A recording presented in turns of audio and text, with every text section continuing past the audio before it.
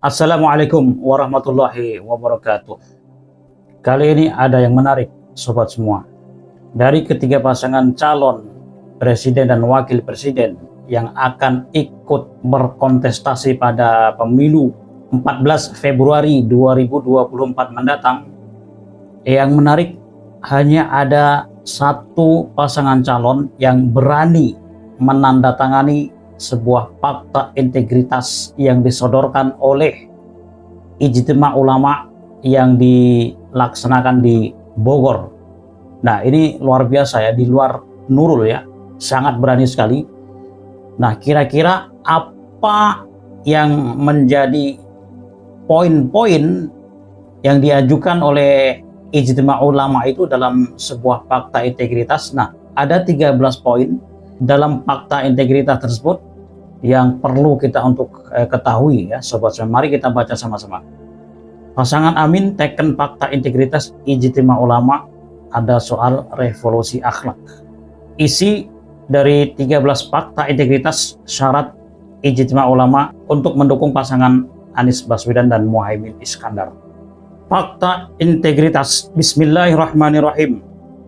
Pesan dari Ijtima Ulama dan Tokoh Nasional 2023 yang diselenggarakan di Aula Masjid Az-Zikra pada Sabtu 18 November 2023 Masehi atau 4 Jumadil Ula 1445 Hijriah, yang terdiri dari 13 poin untuk dilaksanakan oleh pasangan Amin jika atas izin Allah Subhanahu wa taala terpilih menjadi presiden dan wakil presiden pada pemilu tahun 2024 adalah sebagai berikut. Poin pertama, poin pertama, menjaga persatuan dan kesatuan NKRI yang berdasarkan Pancasila dan Undang-Undang Dasar 1945 dari rongrongan sekulerisme, Islamofobia, terorisme, separatisme, dan imperialisme. Bagus sekali ya, Masya Allah, mantap.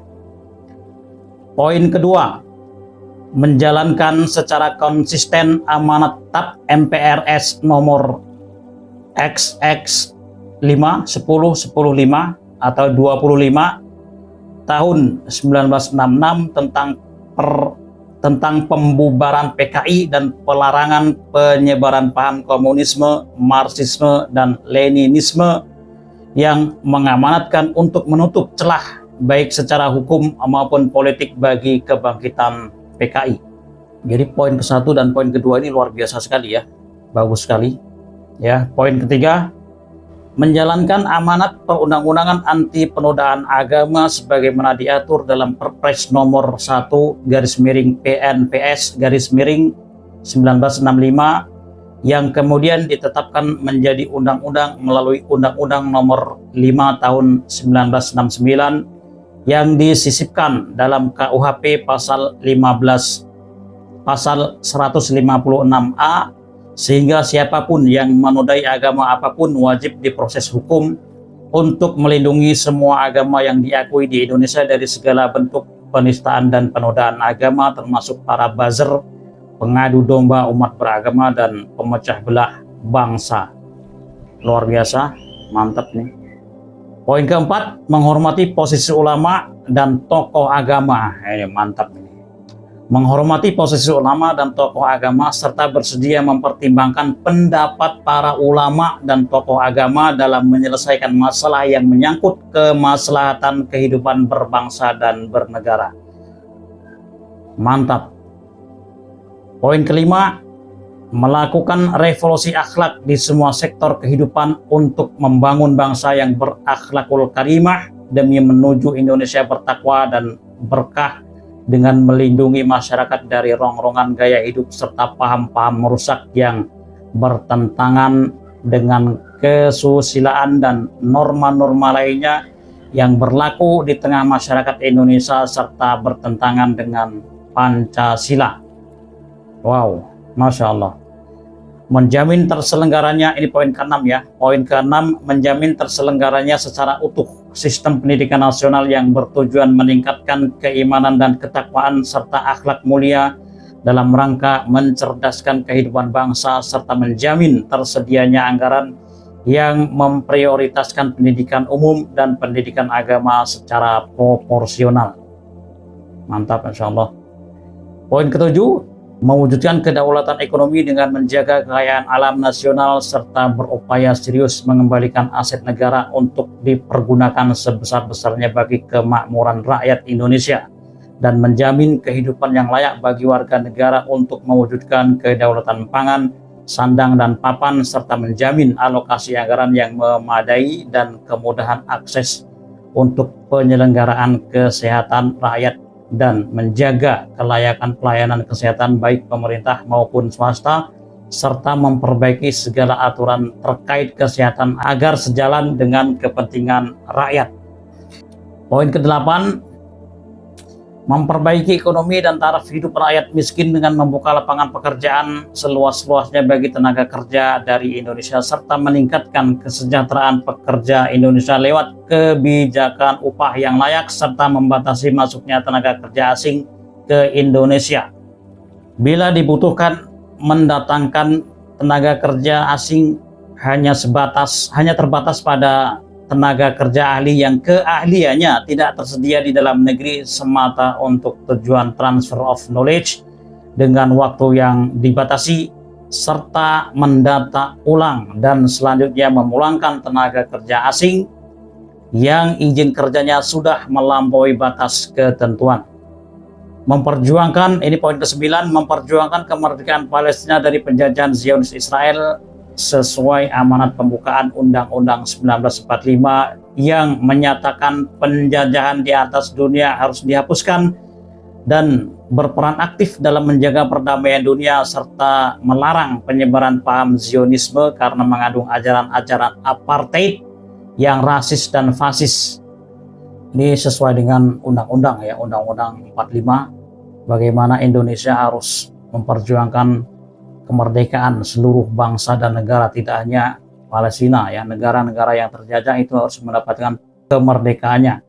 Luar biasa. Poin ke-10, menegakkan hukum dan hak asasi manusia berkeadilan dan serta imparsial tanpa diskriminasi. Menjamin pemenuhan dan pemulihan hak para korban penyalahgunaan kekuasaan oleh aparatur penegak hukum serta tidak segan menegakkan hukum terhadap oknum penegak hukum yang menyalahgunakan kekuasaan. Memberantas korupsi, kolusi, dan nepotisme tanpa pandang bulu, serta menjamin pengelolaan keuangan negara sebaik-baiknya tanpa utang yang ugal-ugalan. Ini poin ke-11.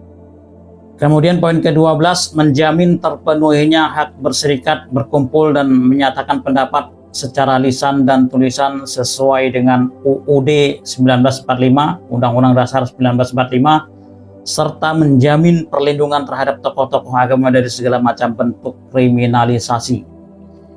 Poin ke-13, memperkuat profesi advokasi agar mendapatkan perlakuan setara dan seimbang di muka hukum dengan penegak hukum lainnya seperti polisi, jaksa, dan hakim demi terjaminnya hak masyarakat mencari keadilan yang selama ini telah menjadi korban tidak seimbangnya penegakan hukum serta melaksanakan program land reform untuk memerantas para mafia tanah. Itulah 13 poin yang luar biasa menurut saya patut dipertimbangkan ya, karena isinya sangat berbobot dan sesuai dengan amanat konstitusi Pancasila dan Undang-Undang Dasar 1945 guys, untuk kemakmuran rakyat Indonesia di segala macam bidang. Kami selaku pasangan calon presiden dan calon wakil presiden pada pemilihan presiden dalam pemilihan umum 2024 menyatakan memahami dan siap untuk melaksanakan pesan yang dihasilkan Ijtima Ulama dan tokoh 2023 di atas.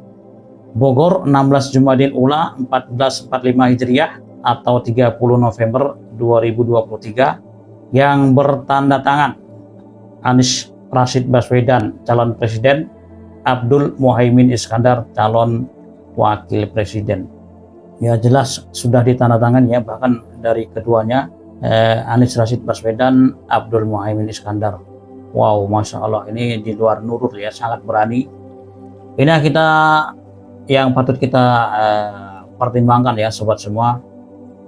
Ternyata isi dari 13 poin fakta integritas yang ditandatangani oleh pasangan calon nomor urut 1 ini luar biasa ya. Anda bisa baca lagi di internet, sudah banyak beredar tentang fakta integritas ini ya. Dan inilah yang membuat kita untuk mempertimbangkan memilih pasangan calon nomor urut 1. Ini menurut saya pribadi ya, menurut saya pribadi.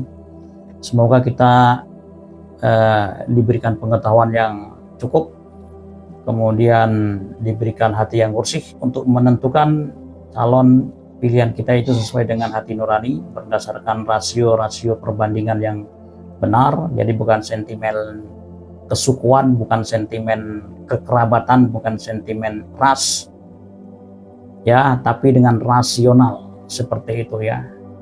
Di samping juga track record yang telah dibuat oleh pasangan calon presiden dan wakil presiden ya, antara 1, 2, dan 3 itu tentu saja kita perlu mempertimbangkan 13 poin fakta integritas ijtima ulama ini, sahabat semua. Semoga bermanfaat. Wassalamualaikum warahmatullahi wabarakatuh.